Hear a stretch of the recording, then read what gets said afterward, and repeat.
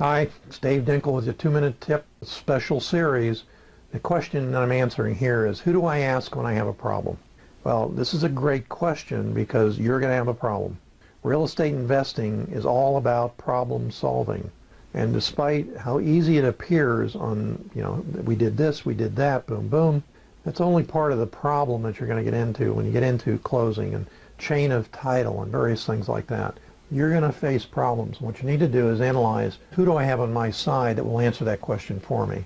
Well, let's get right to the guru question. Well, I have a guru. Well, great. When you need him, is he there for you? Can he answer the question you need? I would say to you that 40% of our students have spent over $40,000, up to $100,000 on other national courses and never done a deal before they came in. Now, one of the reasons they've spent that much money is they recognize this issue of, what if I have a problem, who do I ask? So these other guys, I'm not going to categorize all of them as the same, but what I hear back, and it's hearsay, is the student has to call someplace in San Diego or Salt Lake City, and maybe a couple days later they come back, and if they answer right away, their typical response is, well, that's a legal question, and you're in a unique market, and what we do isn't really working that well. Now, that's after they spent the money. So my answer to you would be, you need somebody on your side to do it. I'm not pitching our coaching or mentoring program, but we acknowledge that those questions, those roadblocks, those stoppages that you're going to get are the most important part of you getting through the initial startup phase. Once you do 2 or 3 deals, you don't need us like you did before. I say this because when I started the program in 2008 for the public, what I said to my partners at the time is, I want to do something different. I want to put the onus on us to keep in touch with the students and answer questions. To that extent, what we're going to do is we will split deals with them. And my partner, who had been in the business for, 10 or 15 years, said to me, you're an idiot. You're an idiot. They're never going to do any deals. And I said to him, look, how do you know that? He said, because they don't. I said, they don't because they don't have the answers. They don't have the experience. And we can virtually live vicariously through them by answering the same questions. And then if we can't answer it, we direct them to the people who can give a legal opinion, an accounting opinion, whatever else. He said, it'll never work. I said, okay, then I'm going to do it myself. Oh, no, I'm going to be your partner because if it works, it's really going to work. And it really did work very well. What I found out as I went into it is the people that do the material and then ask questions do very well. For example, if I get a question from a coaching student by email, it says, tell me about probates. Oh, yeah. I'm going to sit up here and have a seminar for an hour and a half or 100 pages on the email saying, here's how probates work. No, I have that in the material. What about short sales? I got it in the material. What about lease options? Got it in the material. Why? Because I know that you're going to be watching YouTube videos, and you're going to be watching sales pages of other guys who are going to pitch you on, here is the end of the world. This is the way to make money beyond your most fabulous dreams. All you have to do is click down here and follow the button and that sort of thing. And people spend a lot of money on that. One of the guys that started, I'm going to say with me, although he wasn't a student, he asked me to be able to do seminars and stuff, is worth over $100 million now. I don't know for sure that he's even done a house since 2008, but he's worth over $100 million because of his selling courses to the public. Are they great courses? I don't know. I've never met anyone that made money, but I'm sure there has to be somebody out there that bought the course that made money. Look, I don't throw stones. I live in a glass house. I do what I say I'm going to do when I say I'm going to do it most of the time. Sometimes I get a little distracted. The point is this. You need somebody to answer your questions. Now, one of the things the national gurus do, because they don't want to answer questions, is they always say to you, go to your local RIA.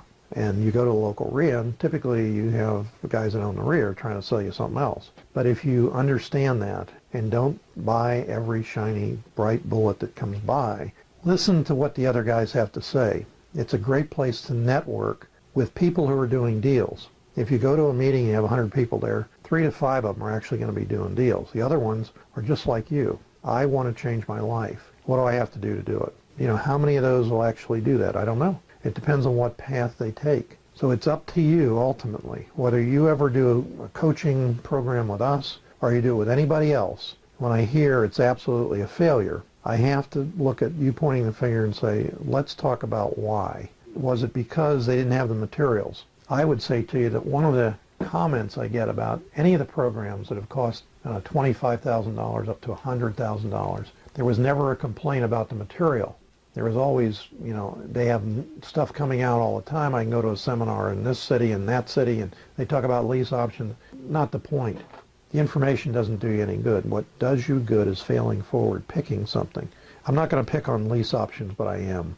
There's a lot of guys, gurus, that make money selling a lease option concept. There's certain places where lease options are okay, and you can make a living if you have 100 or 200 homes that you have under lease option. My experience has been you're a landlord. That's what it comes down to. No matter what your contract says, and I've seen too many times where the house burns down, you have a tenant in there, and the insurance money goes back to the person on title. Who's that? That's the seller.